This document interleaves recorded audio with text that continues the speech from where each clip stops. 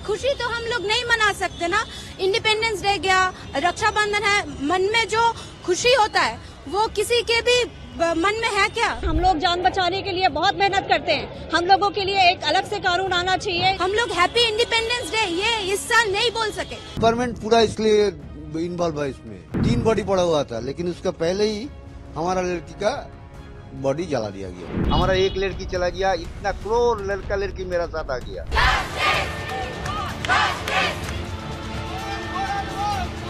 कोलकाता में lady doctor की हत्या की कहानी 8 अगस्त की रात से शुरू होती है, जब हर कोई गहरी नींद में सो रहा होगा। उस वक्त एक लड़की की अस्मत अस्पताल के बिस्तर पर नीलाम की जा रही थी। जब उस रात को कई लोग शांति से सो रहे होंगे, ठीक उसी वक्त वो लड़की शायद मदद के लिए चीख रही होगी। अब इस पूरी वारदात को बीते हुए 10 दिन से ज्यादा हो गए हैं। सीबीआई के पास मामले का पूरा ब्यौरा है और शक की सुई 2 लोगों के आसपास घूमती है। पहला, जो ठीक उसी दिन वारदात वाले दिन पकड़ा गया, संजय रॉय, और दूसरा आरजी कर मेडिकल कॉलेज का पूर्व प्रिंसिपल संदीप घोष, जिससे लगातार सीबीआई की टीम पूछताछ कर रही है। अब ऐसे में सवाल यह है कि इस पूरी घटना से क्या संदीप घोष इसलिए जुड़ा हुआ है कि वो उस अस्पताल का प्रिंसिपल था, या फिर मामला कुछ और है? तो चलिए आज बताते हैं संदीप घोष पर सीबीआई की सुई क्यों अटकी है। संदीप घोष का करियर भ्रष्टाचार, गैर कानूनी गतिविधियों और सत्ता के दुरुपयोग के आरोपों से घिरा रहा है। दरअसल यही वजह है कि संदीप घोष का कार्यकाल सार्वजनिक और कानूनी जांच का केंद्र बिंदु बन गया है। कुछ मीडिया रिपोर्ट्स बताती हैं कि घोष के खिलाफ राज्य स्वास्थ्य विभाग को कई शिकायतें भेजी जा चुकी हैं। एक जांच भी बिठाई गई थी। नतीजा ये हुआ कि 2 बार घोष का ट्रांसफर हुआ। दोनों बार वो ट्रांसफर ऑर्डर को पलटवाने में कामयाब रहा। कथित तौर पर उनके छात्रों और इंटर्न्स के ग्रुप ने घोष के पक्ष में विरोध प्रदर्शन भी किया था। आरजी कर मेडिकल कॉलेज में प्रिंसिपल रहने के दौरान घोष पर अक्सर गंभीर कदाचार के आरोप लगते रहे हैं।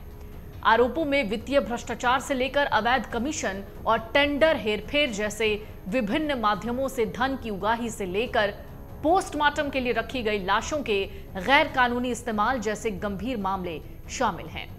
कई बार कॉलेज के स्टाफ ने स्वास्थ्य विभाग को इसे लेकर पत्र लिखा, लेकिन कोई कार्रवाई नहीं हुई। संदीप घोष पर आरोपों को और बल तब मिल जाता है जब आरजी कर अस्पताल के प्रोफेसर और पूर्व उपाधीक्षक डॉक्टर अख्तर अली ने एक बयान दिया था। वारदात के ठीक 2 दिन बाद अख्तर अली कहते हैं कि संदीप घोष एक बहुत भ्रष्ट आदमी है। वो छात्रों को फेल करते थे, 20% कमीशन लेते थे।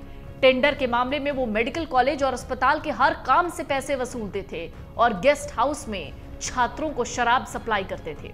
वो किसी माफिया की तरह है, बहुत पावरफुल। मैंने उनके खिलाफ 2023 में शिकायत की थी, लेकिन फिर उसके बाद मेरा ट्रांसफर ही करा दिया गया। डॉक्टर अख्तर अली ने कहा, मैंने 2023 में उसके खिलाफ शिकायत की। उनका इस्तीफा इस रेप और हत्या के बाद केवल एक दिखावा था।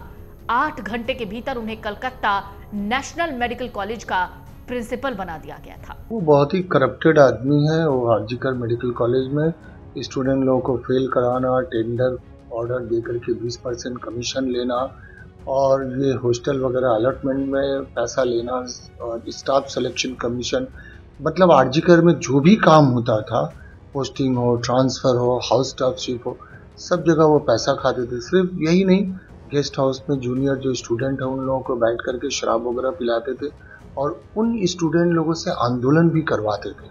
मतलब एक माफिया राजा बोल सकते हैं। मैंने अपनी पूरे कैरियर में इतना गंदा इंसान नहीं देखा। तो मैंने उनके अगेंस्ट में कंप्लेन किया था।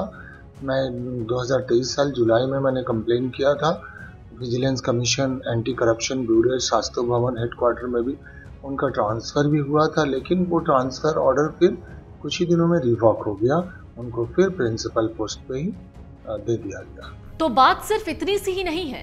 ट्रेनी लेडी डॉक्टर के साथ हुई रेप और मर्डर की घटना से मेडिकल छात्रों और कर्मचारियों में बड़े पैमाने पर आक्रोश है, जिसके कारण घोष के इस्तीफे की मांग उठी। इस घटना ने कथित भ्रष्टाचार और गड़बड़ियों के एक पैटर्न को दिखाया, जिसमें पूर्व सहयोगियों और कर्मचारियों ने घोष पर संस्थान के भीतर माफिया जैसा ऑपरेशन चलाने का आरोप लगाया। चलिए जरा संदीप घोष के करियर पर नजर डालते हैं। 2021 में orthopedic professor doctor Sandeep Ghosh को RG Kar medical college and hospital के प्रिंसिपल के रूप में नियुक्त किया गया।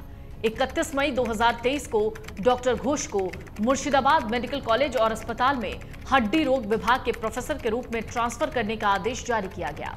हालांकि घोष ने आदेश को पलटवा दिया। 12 सितंबर 2023 को डॉक्टर घोष को ऑर्थोपेडिक्स विभाग के प्रोफेसर के रूप में एक बार फिर मुर्शिदाबाद मेडिकल कॉलेज और अस्पताल में ट्रांसफर करने का आदेश जारी किया गया। एक बार फिर घोष ने उस आदेश को पलटवा दिया। 12 अगस्त 2024 घोष को Kolkata national medical college and hospital के प्रिंसिपल के रूप में ट्रांसफर किया गया, लेकिन छात्रों के विरोध के कारण वो सीएनएमएससी में चार्ज नहीं ले पाए। बाद में हाईकोर्ट ने राज्य सरकार को उन्हें छुट्टी पर भेजने का आदेश दिया। मामले में सीबीआई उनकी भूमिका की जांच कर रही है। तो आपने देखा होगा कि साल 2021 से किस तरीके का दबदबा संजय घोष का दिखता है। संजय घोष का दबदबा कैसा था, छात्रों की पीड़ा सुनकर आप भी थर्रा जाएंगे। कुछ छात्र तो कहते हैं कि आरजीकर में संदीप घोष को प्रिंसिपल बनाए रखने का समर्थन करने वालों को ही गोल्ड मेडल या हाउस स्टाफ की भूमिकाएं मिली।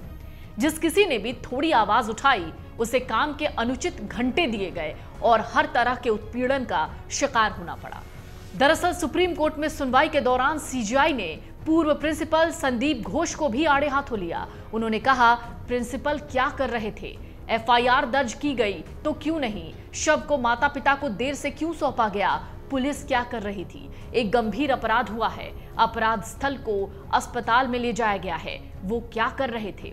तोड़फोड़ करने वालों को अस्पताल में घुसने दिया जा रहा है। इस तरीके के सवाल और इस तरीके की बातें सुप्रीम कोर्ट में सीजीआई ने कही। ट्रेनी डॉक्टर की हत्या मामले में भले ही civic volunteer Sanjay Roy police गिरफ्त में है, लेकिन केस के केंद्र में पूर्व प्रिंसिपल संदीप घोष ही नजर आते हैं।